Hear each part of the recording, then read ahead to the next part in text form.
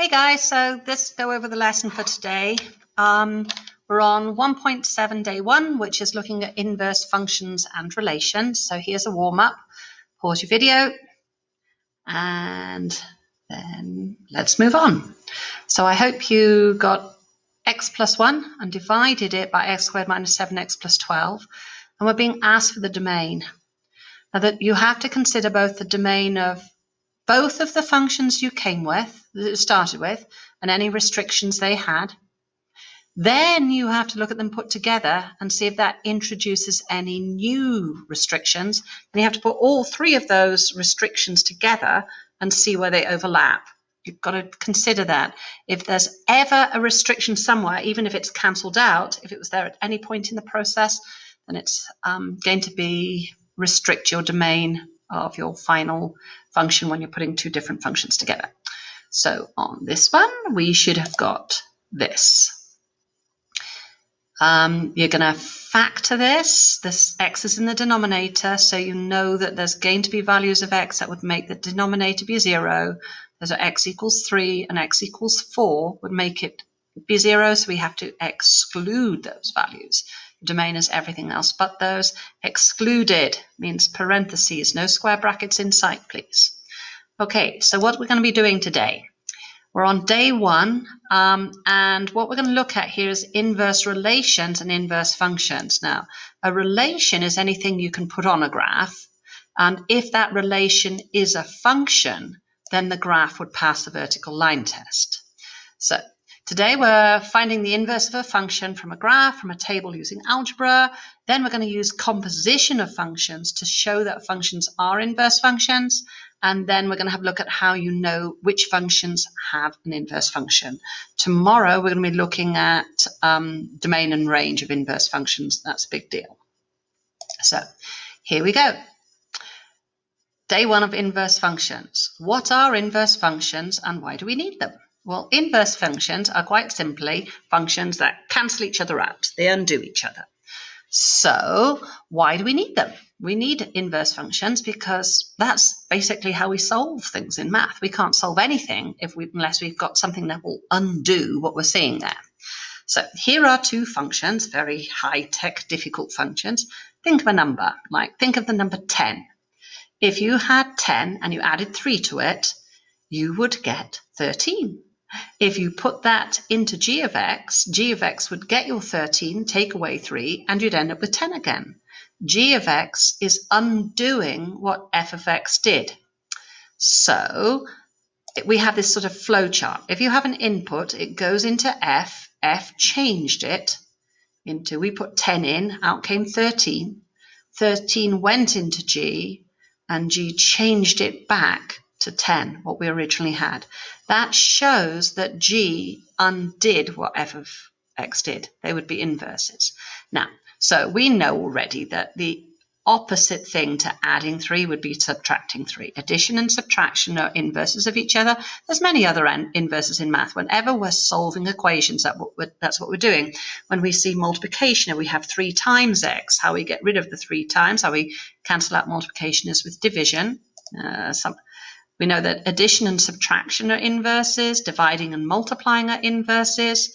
If we have something raised to a power, its inverse function would be the square root. If you're raising it to the power 2, you use the square root. If this was being raised to the power 3, you'd use a cube root. And this is how we write the inverse function of this. We use this notation when we put the little -1 up there. It's not an exponent. It doesn't mean f to the power -1, which would be the reciprocal. This is very specific math syntax. And that there, when you see that, you say the inverse of f. Okay, so if you had an exponential function, I don't suppose you'll remember that necessarily. Last year was the COVID year. To cancel out something and it's in an exponent, to solve an exponent, logarithms are the inverse of exponential functions. We do that in the spring. So let's have a look at what we've got here. If you'd like to, let me make this smaller so you can see it all. Pause your video and write out those notes. So what we're going to do today is we're going to find inverses graphically, algebraically, and from a table by following these steps. I hope you have those steps written down. So let's start off with a graph. So the first thing we need to do is graph the square root of x minus 2. There's the square root function moved 2 to the right. So the first point would normally be 0, 0, the square root of 0, 0, but we're going to move it here. Then from there, we pretend that's the origin now. And the square root of 1 is 1. So if we go 1 to the right, we go 1 up. We know the square root of 4 is 2. So pretending this is now the origin, we shifted the origin there. We're going to go to the right 4, and the square root of 4 is 2. We could do the square root of 9. So we go to the right 9 from there. We could go up 3.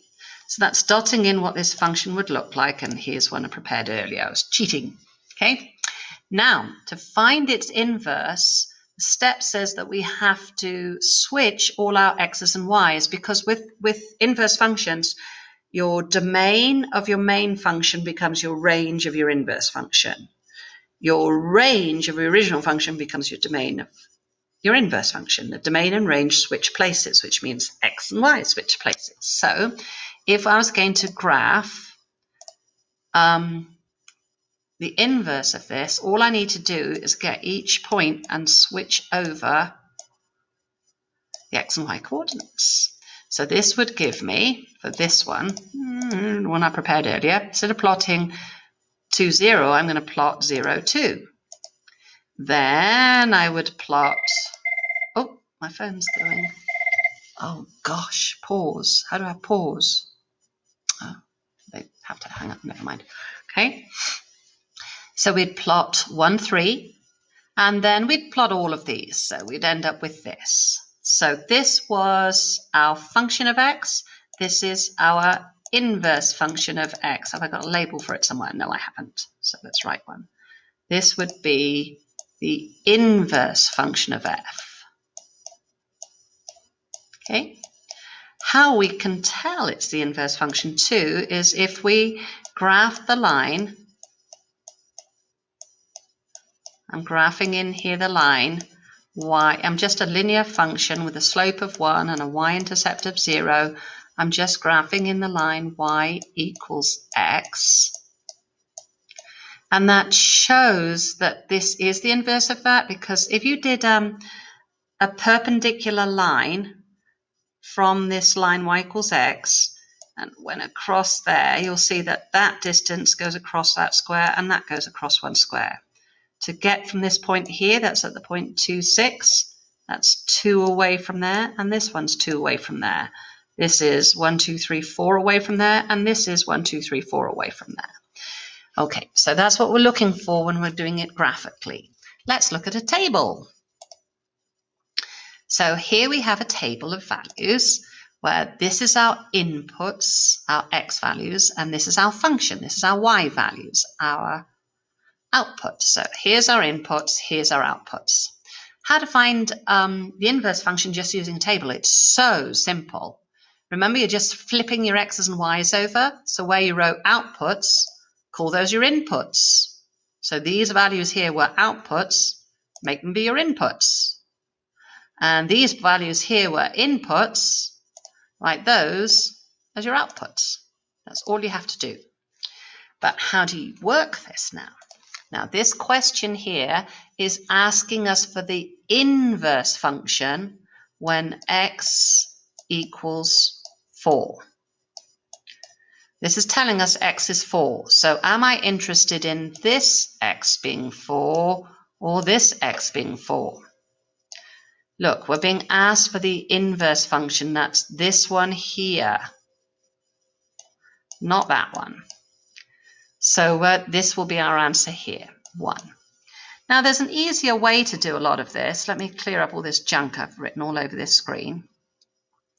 What you could have done, instead of writing out that entire table again, you could just do this. You could get up to this table. You were given this one.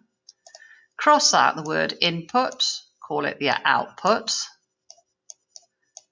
Cross out the word output. Call it your word input. So these would be your x's going in, and this would be your function coming out, but it's no longer f of x, it's now the inverse function, f of x. okay, the inverse function. So have a go at doing 2 and 3. Pause your video. Let's go over them. So on this one, you've been told x is -2. Look what we do. We're mean. We always choose values that are in both rows. Do I mean this -2 or do I mean this -2? That's your x is -2 and I want the inverse function. So I want this to be my answer. So this is my x's going in. It kind of is easier if you've written out the table again. There you go. That's your x going in. That's your -1 coming out. But you can just switch the titles and go upwards instead of downwards. So this one would be -1. And when you put 0 in, 0 goes in, 2 comes out. Okay, moving on. So how to find the inverse algebraically. To find the inverse of a function, we'll try these ones on your own. See if you can just follow the directions and I'll go over one of them and I'll give you the answers. So pause your video, give it a go. Let's do this one here. Let's do this one here. Okay, so that would be a y equals the square root of 3x minus 1. So what we do, where we see a y, we write x instead equals the square root of 3. And where we see every x we see, we write y instead. So solve it. I want to solve for y. So I want to get y on its own, so I've got to get rid of this square root, the 3 and the -1. I'm going to get rid of the square root first by squaring this side, which means I square that side. And squaring this side, that squaring cancels that square root. So I'm left with x squared equals 3y minus 1. Remember, I'm solving for y. I'm just trying to get y on its own. So I've got to get rid of the 3 and the -1. How I'm solving, I'm doing PEMDAS in reverse. I'm going from the outside in. So I'm going to get rid of this -1 by adding 1 to both sides. So I'd have x squared plus 1 will equal 3y. Oh, why don't I get rid of that multiplying by 3 at the same time? By dividing by 3. So that's what my y equals, but I haven't finished. Now I have to replace the y with the inverse function, and look, we're talking about function g here. So don't say f to the -1, f -1, say g -1. Inverse function of g of x is simply that fraction we had over there, x squared plus 1 divided by 3. Okay, if you want to see your other answers, this is what they are. This one, you should have got that. This one we've just done. This one, you should have got that. Ooh, this one. We ended up with 3 different answers. Well, they're all the same, really.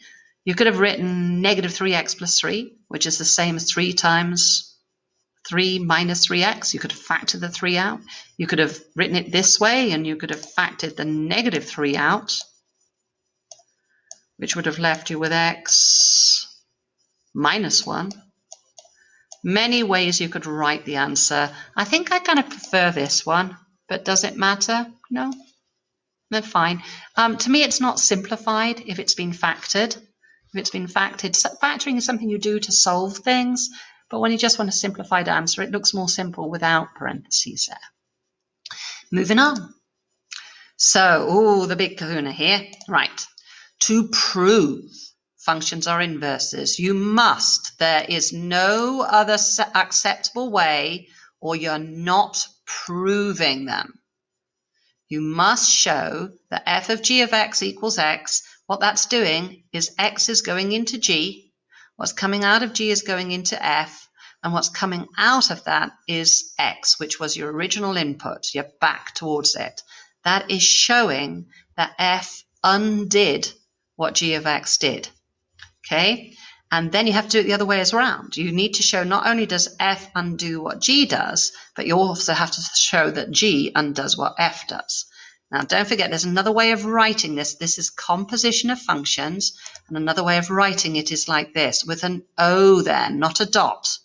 If this had been f dot g of x, that's not composition of functions, that's just multiplication. And you'd multiply f by g, and that's not what we're after here. That doesn't show things are inverses. Okay, so let's have a look at what we have to do here. So the first thing we're going to have to do is we're going to do f of g of x. So write out function f, but wherever there's an x, think of it as the input, what we're going to put in that space. So f of something equals 5 times something plus 3. What are we trying to do here? We're trying to do this. We're trying to prove that f of g of x equals x. So g of x is going in that gap. So put g of x in there. And what's g of x equal to?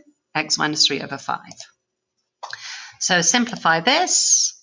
You're multiplying by 5 and dividing by 5. So those 5's multiplication by 5 and dividing by 5 are inverses of each other. They cancel each other out. That's what you're doing there. So what we're left with here now would be x minus 3 with nothing on the outside of it. No multiplication, no power. So those parentheses are no longer doing anything. So we've got x minus 3 plus 3. Them adding 3 and subtracting 3 cancel each other out. We're left with x. So we're happy. To be honest, we're not actually really happy. We're not happy because now we have to do some more work. If that hadn't been x, we'd be finished. And our answer would be, they're not inverses. But because that worked out, we now have to do it the other way. So we're kind of really not happy. We're sort of feeling, oh gosh, got to do some more work. So here we go. So we are going to write now g of f of x, which looks like this. Now let's see what we can cancel out here. We can't cancel out this 5 with that 5 because that's not a factor of the entire numerator. Let's look at these parentheses. Are they doing anything? There's no multiplication that needs to come in. There's no power on the outside that needs to be squared or FOILed out or whatever. So they're not doing anything. So we've got up the top here, we've got 5x plus 3 minus 3. The plus 3 cancels out the minus 3. So that leaves us with 5x divided by 5. And then we're multiplying by 5 or dividing by 5 cancel each other. Or you should know that 5 divided by 5 is 1. So we've got 1x there. So these are inverses. And how do we know they're inverses? We've done the work. They both ended up with x. So you've got to make that statement. It's that statement that tells you that they are inverses. So you actually need to write this. They are inverses because f of g of x gave us x and g of f of x gave us x. And these two, because they both ended up in x, are equal to each other. F of g of x equals g of f of x, and both of them undid each other and gave us with our original input x. You need to write that statement, please. Moving on. Yeah, there you go. It's all written out neatly. So you may pause your video and try this one if you like. And giving you the answer in somewhere around here is the answer. There you go. How to do these. F of g of x gives you that. You distribute the 3, so you get 3 over 3x minus 3 over 3. And those 3 over 3s all will turn into 1. So you've got 1x minus 1 plus 1. Minus 1 plus 1 both give you x. Here, distribute the third. 1/3 times 3x gives you 3x over 3, which is the same as x. 1/3 times plus 1 gives you plus 1/3. And minus 1/3, these cancel, you're left with x. So these are inverses too. Moving on. So, this is quite a big one. Shall I stop this video and make a new video? Why don't we stop this video?